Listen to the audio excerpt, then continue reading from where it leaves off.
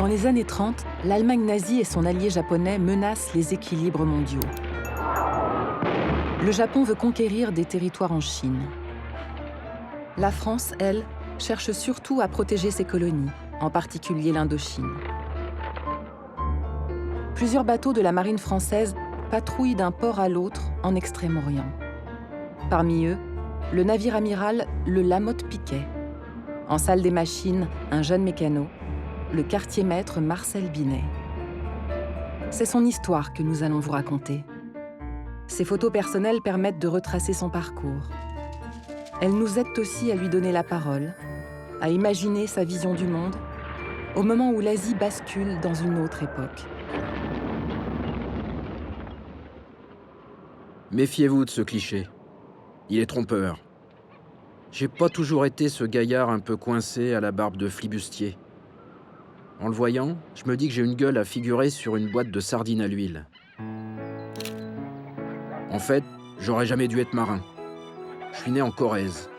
Et en Corrèze, il n'y a pas la mer. Mon destin à moi, Binet Marcel, c'était la terre. Devenir paysan, comme les parents, reprendre la ferme familiale. Gamin, j'ai senti que c'était pas mon truc, qu'il me faudrait un jour ou l'autre partir. M'évader plutôt. Sur les bancs de la communale, je voyage en regardant les cartes de géo. Les océans sont en bleu, bleu ciel près des côtes, bleu nuit au large. Et moi, je me vois bien là, juste au milieu. Tant pis pour les parents, ce sera mon destin, ma ligne d'horizon.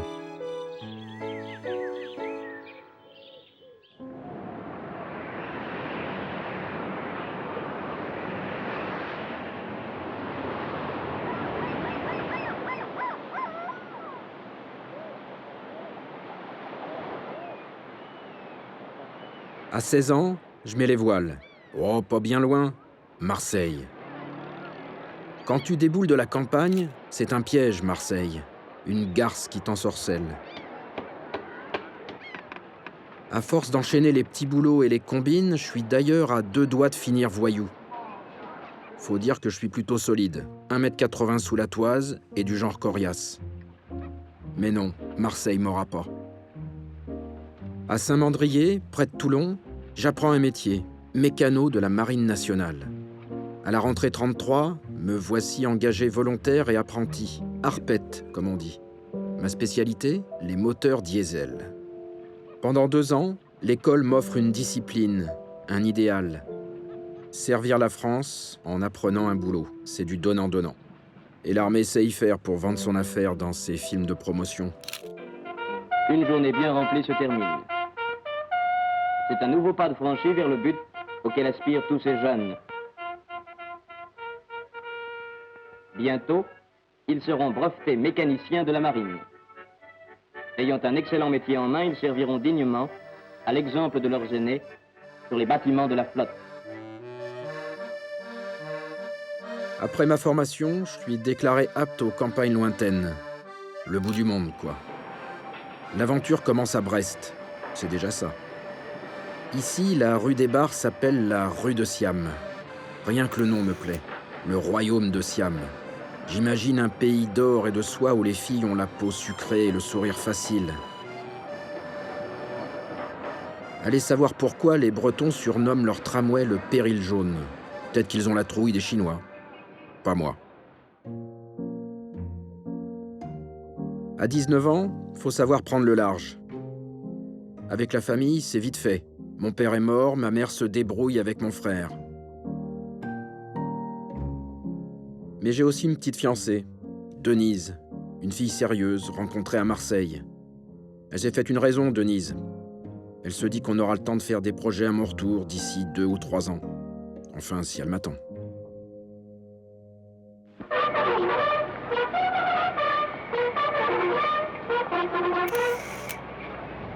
Le jour du départ, le 2 novembre 1935, un bateau est réservé aux familles. Denise, elle, est à Marseille. La dernière fois où je l'ai vue, elle a embrassé le pompon de mon béret, ça porte bonheur, et m'a dit de prendre des tas de photos pour commencer un album. Les premières sont pour mon bateau. Il s'appelle le Lamotte Piquet.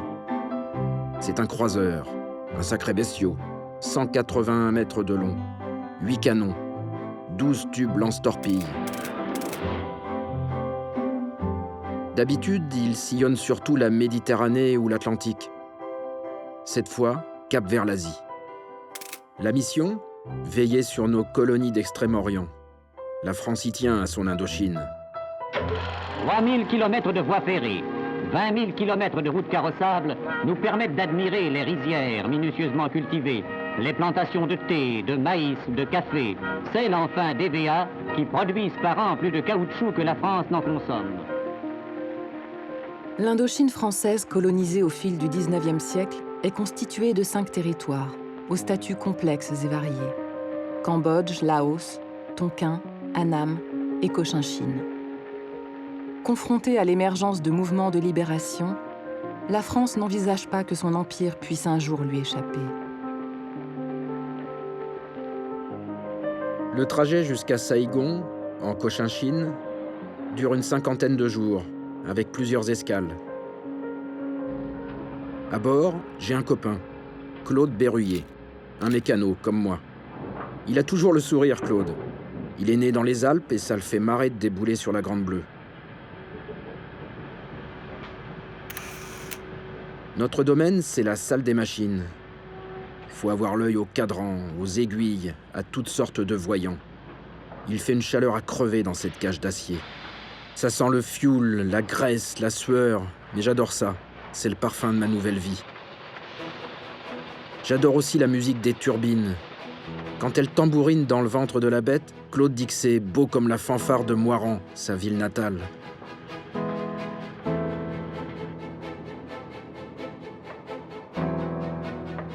« 6 heures de boulot, 6 heures de repos. Voilà notre rythme. Seuls ces vénards de gradés ont droit à des cabines.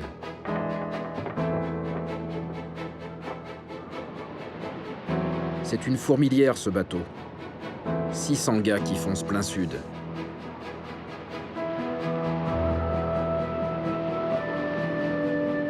À bord, tout est prévu, y compris le coupe-tif. Côté bouffe, on a parfois droit à des extras.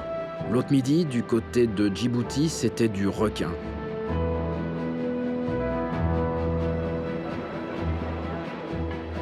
Au réfectoire, j'ai commencé à refaire le monde avant même d'en avoir fait le tour. Et puis, je les ai tous emmenés sur le pont. Momo le Parigot, Le Goff le Breton. Enfin bref, la France en randonnion. Sur les photos, je souris pas trop. Claude me reproche de tirer une gueule d'enterrement, surtout depuis que je me laisse pousser la barbe. C'est pas ma faute, je suis pas un expansif. Faut dire aussi qu'il a le chic pour me prendre en photo au moment où la mer est de mauvais poil. Il a ses humeurs, l'océan Indien. Plus tu t'y enfonces, plus ça se coud. Un soir, au large des Maldives, nous voilà embringués dans une tempête de tous les diables. Un truc à te faire rendre les boyaux. À croire qu'il m'en veut d'être un terrien, d'avoir eu de la boue aux pieds. Faudra bien que je m'habitue. C'est long, les campagnes lointaines.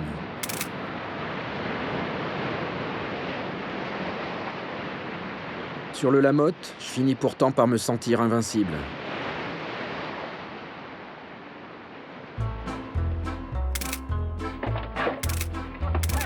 Quand on fait les andouilles façon guignol, il m'arrive même de rigoler.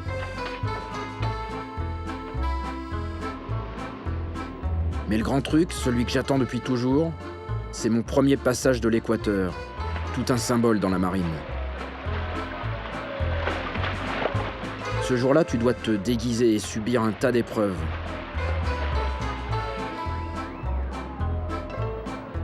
Y a pas de méchanceté dans ce carnaval. Plutôt un bizutage version grand large.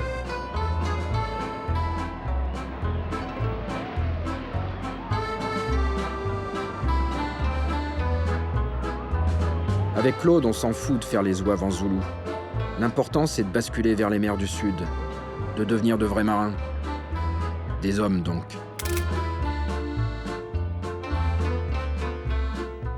C'est pas que j'oublie Denise. Disons qu'elle s'éloigne. J'ai déjà la tête en Asie, comme les autres.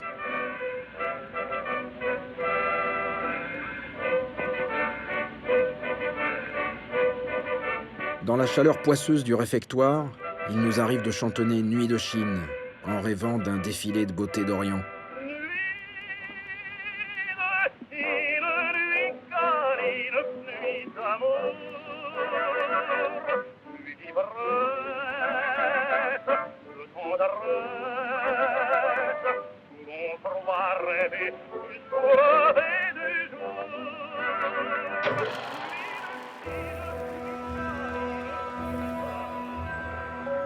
L'Indochine occupe une place particulière dans l'imaginaire populaire.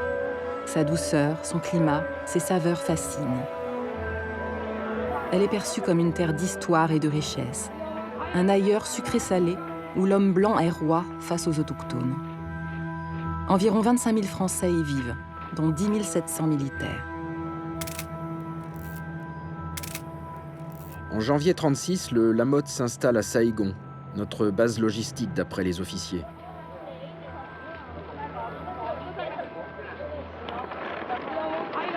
C'est une ville très calme où les avenues sont larges, bordées d'hévéas, d'eucalyptus.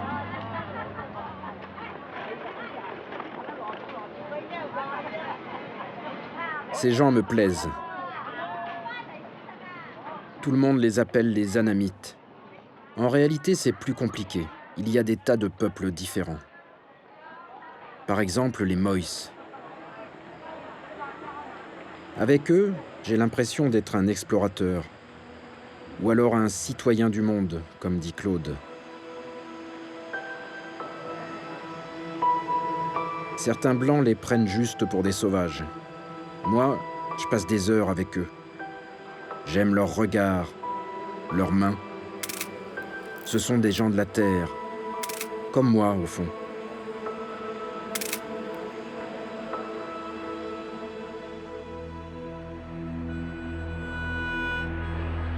L'Indochine, c'est 2500 km de côte. Au nord, il y a le Tonkin et la baie d'Along. Les rochers pointent le museau hors de l'eau. De drôles de voiliers dansent autour de nous.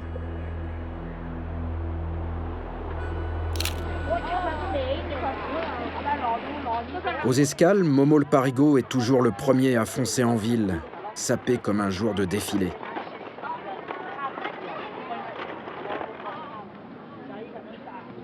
Je le rejoins pour boire une bière ou déconner avec les filles. On les appelle les Kongai. Il paraît que c'est un mot assez péjoratif pour désigner celles qui fréquentent les Blancs. Avec ma bobine de clown triste, je me tiens souvent en retrait. Pourtant, je dois bien avouer qu'elles m'attirent, ces filles. On est si loin de la France que j'ai l'impression d'être dans un autre monde, une autre vie, une vie où tout est permis.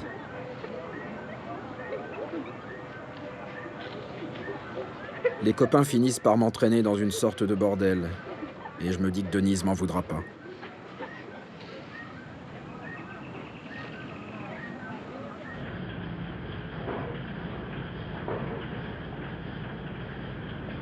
Entre deux virées, on travaille dur, Claude et moi. Quand le bateau est en cale sèche, il faut le toiletter, le bichonner. C'est la France, le Lamotte. Et tout doit être nickel pour monter vers le Japon. Ce pays me paraît tout de suite paisible, reposant. À chaque escale, je sors mon appareil. À Yokohama, Takamatsu, Kobe, devant le Fujiyama enneigé.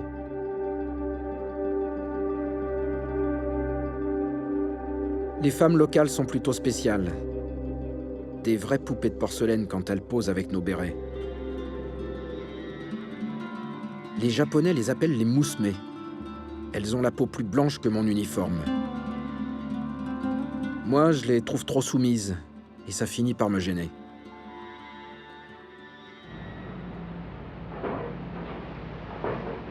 Tout ça doit pas me faire oublier la réalité.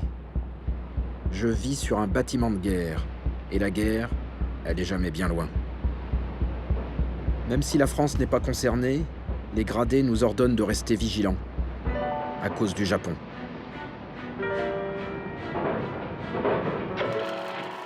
Dès 1931, les Japonais ont envahi la Mandchourie, au nord de la Chine, et visent maintenant d'autres régions. La France entretient alors des relations plutôt cordiales avec eux.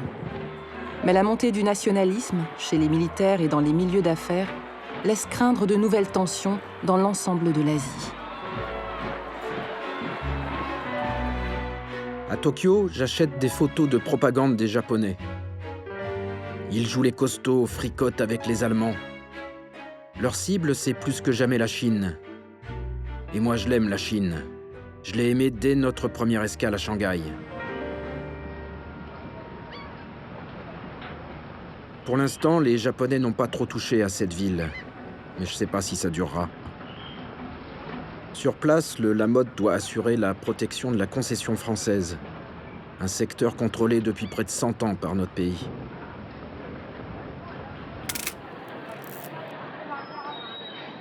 Pour un peu, on se croirait à Paris.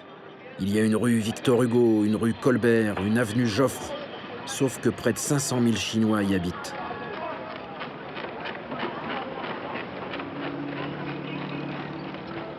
Plus loin, les British et les Ricains ont leur propre territoire, baptisé Concession internationale. Bref, à chacun sa part du gâteau chinois. C'est bien simple, on dirait que tous les matelots de la planète se sont donné rendez-vous ici. Au comptoir des bars, ça cause toutes les langues. Shanghai, c'est la tour de Babel. La bière et l'opium en plus.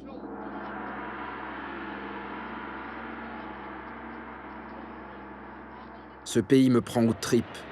Il est plein de bruit, de fureur et de vie. Je sais pas trop pourquoi, mais je ressens comme une urgence, la sensation que tout va disparaître, qu'il y aura bientôt la guerre, ou alors une révolution, peut-être même les deux, et qu'un monde va s'éteindre. Alors j'ai qu'une envie, profiter de tout. De la nuit, des salles de jeu, des filles.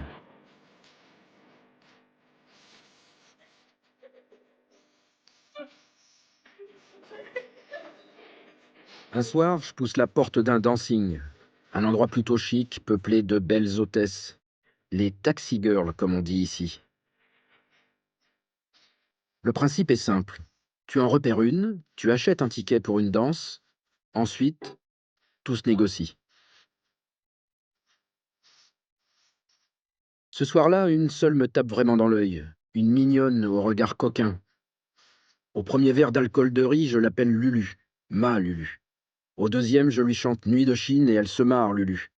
Et la nuit est à nous, et celle d'après aussi.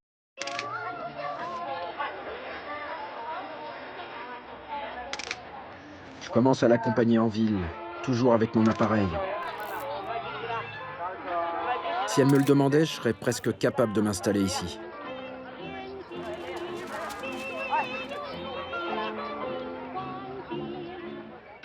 En 1937, le Japon accélère sa conquête du territoire chinois, afin d'étendre son emprise politique et économique. La Chine est alors un adversaire en situation de faiblesse, miné par la guerre civile entre les nationalistes et les communistes. Les Japonais occupent d'abord Pékin, contrôlant tous les mouvements de population. Ils profitent aussi de l'absence de réaction des puissances occidentales pour attaquer Shanghai.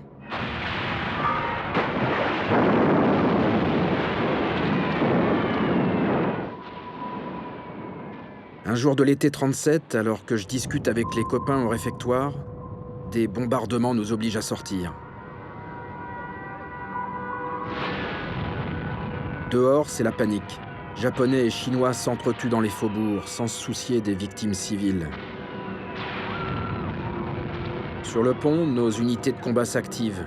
Elles sont prêtes à protéger la concession française, où il paraît que les bombes ont tué plus de 500 Chinois.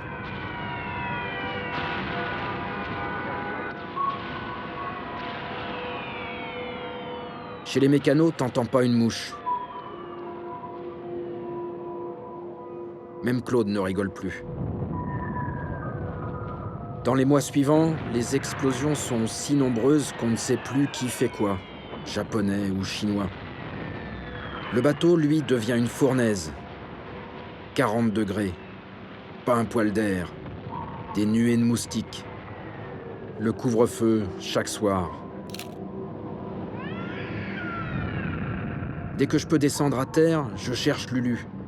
Je sais même pas si elle est vivante, ma princesse chinoise.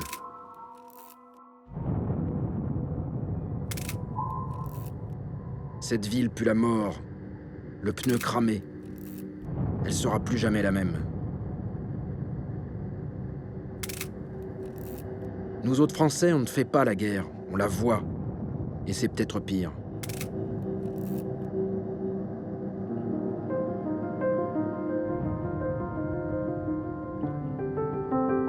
Une époque fout le camp. Et nous, les gars du Lamotte, on a au moins le sentiment de faire de notre mieux pour aider les habitants de la concession. Jamais je reverrai Lulu. Il me restera juste une photo d'elle, celle du premier soir.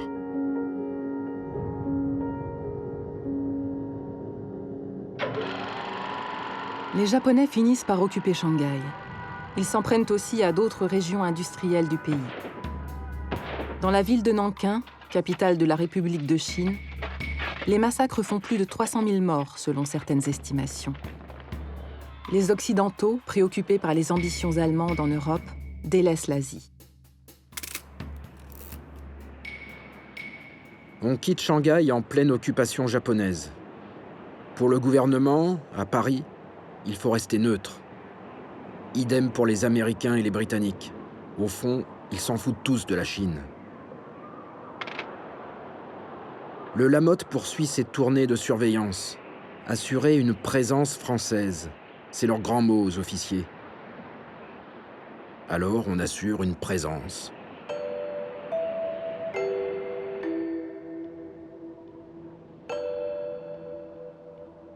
Comme à l'école, je note les dates des trajets, les noms des ports.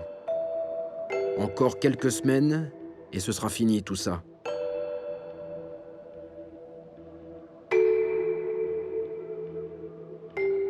Plus ça approche, plus je me dis que ça m'a chamboulé en profondeur, l'Asie. Que ça a fait de moi un homme différent.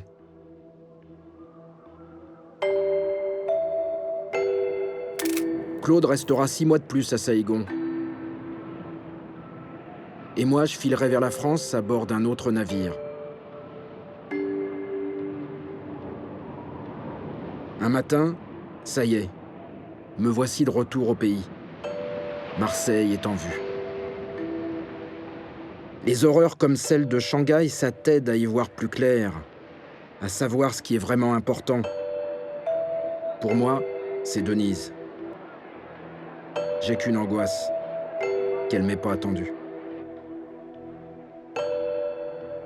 Mais non, elle est là. Je lui cache rien à Denise. Elle sait que c'est long, 3 ans d'Orient, et que ça prend de la place dans un cœur de marin. Mais elle sait aussi que ma vraie vie est ici, et qu'un jour ou l'autre, on se mariera. Et puis, début 45, peu avant la fin de la guerre en France, j'apprends que des avions ricains ont bombardé le Lamotte près de Saïgon. Certains disent qu'ils l'ont fait exprès, d'autres pas. Moi, je crois surtout qu'ils ont voulu empêcher leur ennemi, le Japon, d'avoir un navire à disposition. Il était pourtant inoffensif, notre croiseur, transformé en bateau-école. 200 gars se trouvaient encore à bord. Il y a eu un mort et 6 blessés. Les rescapés l'ont vu couler, le vieux Lamotte, emportant avec lui un sacré morceau de notre jeunesse. À l'époque, quand on buvait un verre à Biennois, Claude racontait que les grands bateaux ont une âme, qu'ils ne meurent jamais, mais se reposent au fond de l'eau, sur un lit de sable. Je me disais que c'était une légende. Je sais maintenant que c'est vrai. Après la guerre, Marcel retrouve Claude chez les marins-pompiers de Marseille. En Asie, la France renonce à sa concession à Shanghai, puis à l'Indochine en 1954. C'en est fini de l'empire d'Extrême-Orient, cher aux marins du Lamotte-Piquet. 3 pays, issus de l'éclatement de l'Indochine française, partagent aujourd'hui le souvenir de ce lointain passé. Le Cambodge, le Laos et le Vietnam.